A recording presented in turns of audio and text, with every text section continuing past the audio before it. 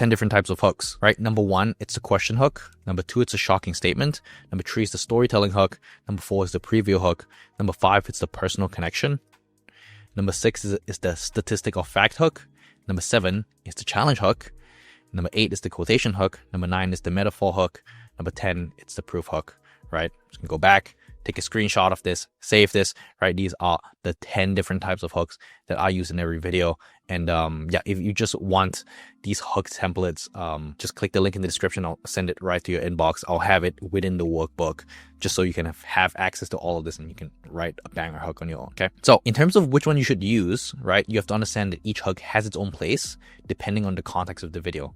So if you're struggling to figure out which hook to pick, choose the one that goes straight to the point, right? Because really, the simpler the hook, the more effective it is, right? Most people don't really talk about it, but the simpler the hook, the more effective it is. So now that you know about all the hooks you can use, how do you actually write a good hook? So let's talk about the 4 things a strong hook does. So number 1, it should confirm your viewers' expectations.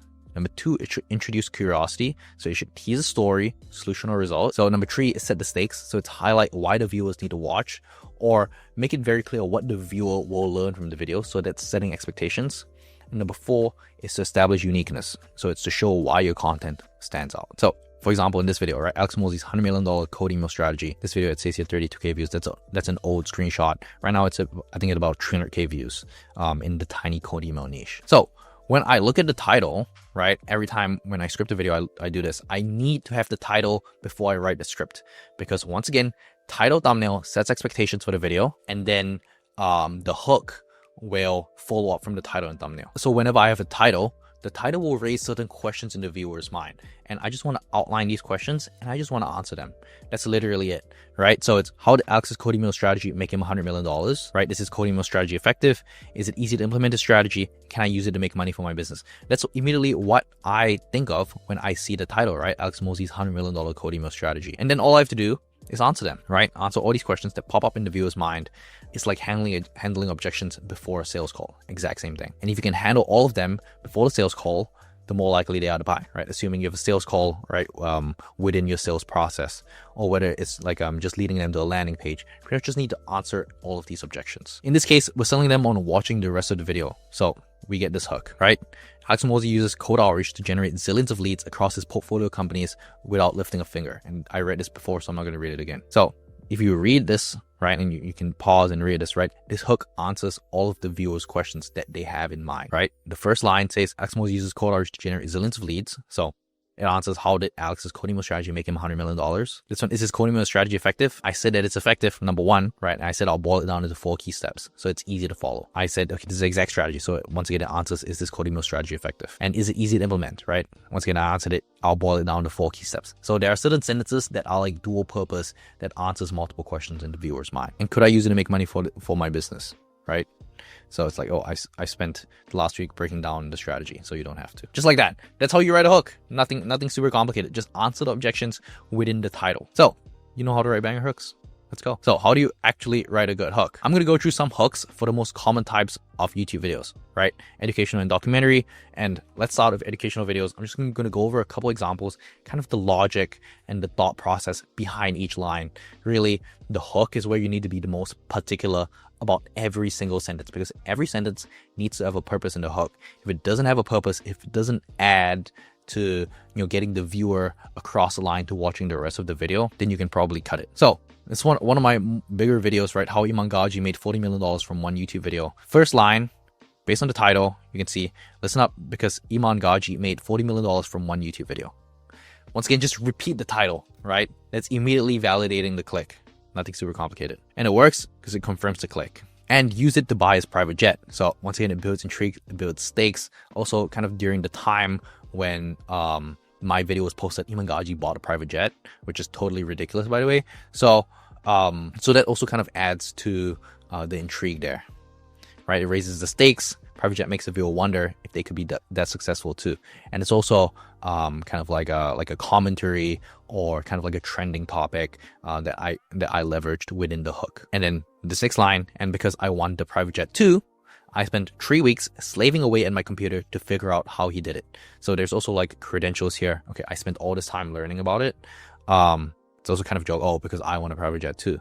So there's more of a personal connection there, right? Similar to audience, bridging the gap between them and Iman. So all you have to do is watch this video. So I was like, hey, I spent 3 weeks studying it. So all you have to do is watch this video. So it teases a shortcut, right? So it's like, hey, just watch this video. You'll get all of my expertise from the past 3 weeks. That's the function of this line. So this line promises an irresistible value exchange. The viewer saves time and effort by watching the video instead of doing the hard work themselves. And then I also have this video, right, which is my full YouTube script writing course. I kind of want to break down this hook because I think I did something a little bit more interesting here. So this is like my most viewed video on my channel. So number one is to relate vulnerability. So the first line that I use is, hey, I don't know a whole lot about YouTube. I'm not that good at coming up with ideas. My thumbnails are okay, right? It's like, hey, admit my weaknesses, right? Because most people who kind of start a course like, oh, I kind of know everything. But I'm like, hey, I don't know a whole lot about everything. I'm not that good at ideas, not good at thumbnails, right? So I admit my weaknesses, right? And I'm like, hey, but if there's one thing that I'm good at, it's how to write a great YouTube script. It's because I'm a YouTube script writer. So it's like kind of the thought process with this is like, hey, if you talk to a chef, you're not going to ask a chef how to fix your fridge, right? The chef probably doesn't know how to fix the fridge, but you probably know how to cook a good steak, right? So it's kind of the same idea. Hey, I'm not that good at all these other things, but I'm actually pretty good at this, right? So yeah, I quickly establish credibility, right? Go from vulnerability to authority, or establish myself as an expert. And really that's the first sentence. So it's like, hey, I want to mention script writing within the very first line to immediately validate the click. And then I have more credibility here, right? In the past 9 months, I've written YouTube scripts for 40+ educational channels and helped them gain millions of views and generate millions of dollars in revenue, right? Quantifiable results, builds trust, give the viewer a reason to keep watching. Worked with channels like Instantly AI, Hype Theory, Davey Fogarty, and other channels with millions of subscribers, right? Credibility again, clear and aspirational payoff, right? You have everything that you need to write a script from start to finish in half the time and have your video perform better. Yep, once again, a specific promise for what the audience will gain by watching the video and gives the viewers a strong reason to stick around. So once again, there's that, right? And then this is another of my video, how Alex Hormozi makes $100 million a year from YouTube. So first line, right? Validate the click. Once again, we want to validate the click, right?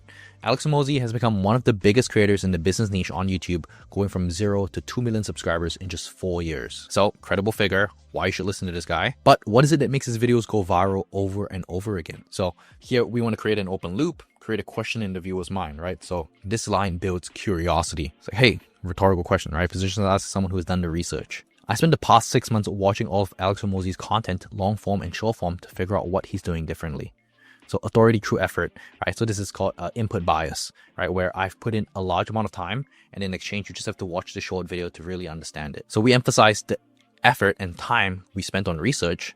Most viewers wouldn't have time to do this. So I position myself as an expert with that very first line. If you just want to learn all of Hormozi's things, you just have to watch this video. Once again, input bias, this is also a great way of establishing credibility if the specific topic you haven't generated insane outsized results for, right? If you actually spend the time to research, you can say it. And the big payoff is that it turns out he cracked the YouTube algorithm. So it's like, this is more of a benefit to the viewer. Okay, so if he cracked the YouTube algorithm, if you watch this, you can also learn how to do that. So this means that our video includes Alex's secret that can transform the viewer's approach to YouTube. There you go. Okay. One more video, right? This is another of my video, how to make a killer YouTube video for the 2024 algorithm. So this is the very first video that I published, and this video got 20K views within the first, I think 10 days or 2 weeks. And it's what helped take my channel off, right? Helped it gain its first 1,000 subscribers. And it might be the first video that you ever watched of me. So really the very first line, right? One killer YouTube video could completely change your life. Yes, this is an aspirational opening, but it also validates the click, right? The title says make a killer YouTube video, and here immediately I want to say, hey, killer YouTube video, I say it in the first line, and completely change your life is also a benefit, right? Taps into what the audience wants, broad enough to appeal to anyone interested in growing on YouTube, right? So super broad hook. It can give you the momentum to go from 0 to 100K subscribers in record-breaking time, just like many other favorite creators, right? And once again, there's relatable examples, yes, but it's also the benefit, right? If you make a killer YouTube video and the logic follows, right? I say it completely changed your life. The next line needs to explain, okay, why can it change your life? Because it can take you from 0 to 100K subscribers. It makes the idea of one viral video feel more achievable. And once again, I've spent the past 5 months researching the biggest creators on this platform, credibility again. And in this video, I'm going to reveal, it's spelled wrongly, how to make a YouTube video that will blow up your channel. And it all comes down to 5 simple steps, right? That's setting clear expectations for what the viewer will get, right? So it's having a clear value proposition. And yeah, those are my best hooks, kind of like broken down, and pretty much that's everything that you need to know about hooks, and also kind of showed you, mistakes that people make in their hooks. And yeah, that's pretty much everything that you need to know about writing hooks. And once again, remember the common hook mistakes you can make, right? The jargon, the fluff, the credentials. And let's break down a couple other elements to write a good hook, right? It's confirming expectations, it's introducing curiosity, it's setting stakes, it's establishing uniqueness, right? We need these 4 components in every good hook. So what's next? Start practicing,